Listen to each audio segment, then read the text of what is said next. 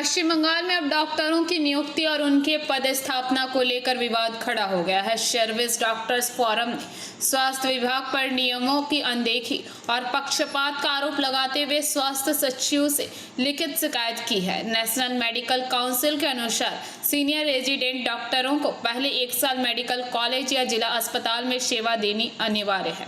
आरोप है कि नियमों को ताक पर रखकर उन्हें सीधे ब्लॉक या उपमंडल अस्पतालों में भेज दिया गया है। संगठन का दावा है कि इस बार बिना किसी काउंसलिंग के मनमाने ढंग से 1200 मेडिकल ऑफिसर और 930 सीनियर रेजिडेंट डॉक्टरों की पोस्टिंग सूची जारी की गई है। डॉक्टरों के संगठन ने आरोप लगाया कि काउंसलिंग प्रक्रिया को न अपनाना स्वजन पोषण और भ्रष्टाचार को बढ़ावा देने की कोशिश है। सर्विस डॉक्टर्स फोरम ने स्पष्ट किया है कि यदि इन अनियमितताओं को तुरंत नहीं सुधारा गया तो वे राज्यव्यापी बड़ा आंदोलन शुरू करेंगे।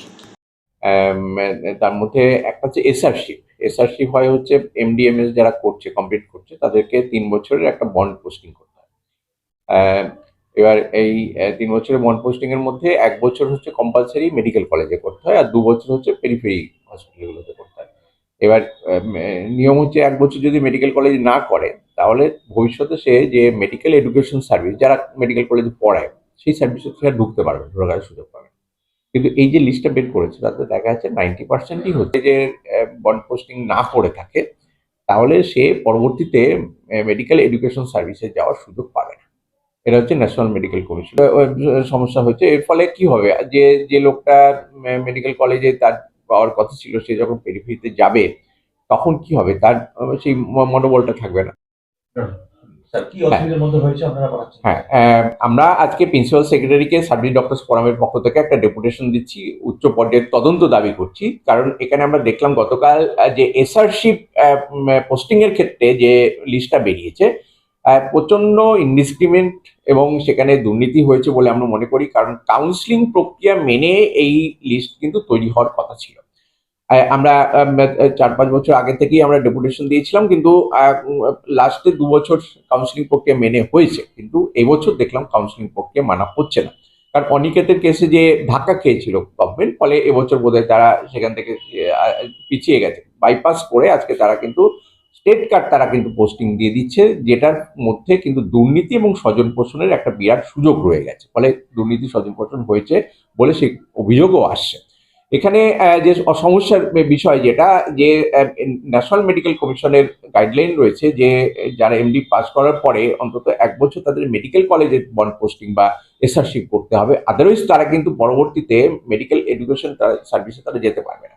ফলে সেটা সুযোগ থেকেও অনেকে বঞ্চিত হলো এবং এই যে সুযোগ থেকে বঞ্চিত একজন ডাক্তার যখন গ্রামে যাচ্ছে হঠাৎ করে, ফলে তার যে কর্মের যে কর্মসংস্থানের যে জায়গা, পরিকাঠামোর যে জায়গা বা নিশ্চয়তা নিরাপত্তার যে জায়গা সেগুলো যেমন ঘাটতি দেখা দেবে।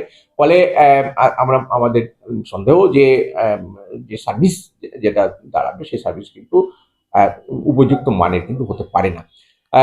ফলে মানুষ সেটা সাফার করবে, এটা একটা দিক রয়েছে। এরকম 930 জনের মধ্যে বেশিরভাগটাই হচ্ছে এরকম। बांकुड़ा से अनुप रॉय की रिपोर्ट, पीवीटीवी न्यूज। क्या आप भी बाजार के पुराने स्वाद से बोर हो गए हैं? अब रानीगंज में पाइए घर की शुद्धता और बेकरी जैसा लाजवाब स्वाद। गणपति बेकर्स आपके लिए लाए हैं special vanilla chocolate marble cake, brownie और एगलेस केक की ढेर सारी वैरायटी। बर्थडे हो या एनिवर्सरी, हमारे होममेड केक हर पल को खास बना देंगे। साथ ही हमारे क्रिस्पी और डिलीशियस कुकीज का स्वाद आप भूल नहीं पाएंगे। आज ही आए सोमा मंडल, चावला कॉम्प्लेक्स, स्कूल मोड़, रानीगंज, या कॉल करें 7602154501 पर। महिलाओं के लिए स्वरोजगार हेतु प्रोफेशनल केक और कुकीज की ट्रेनिंग के लिए आज ही सोमा मंडल से संपर्क करें।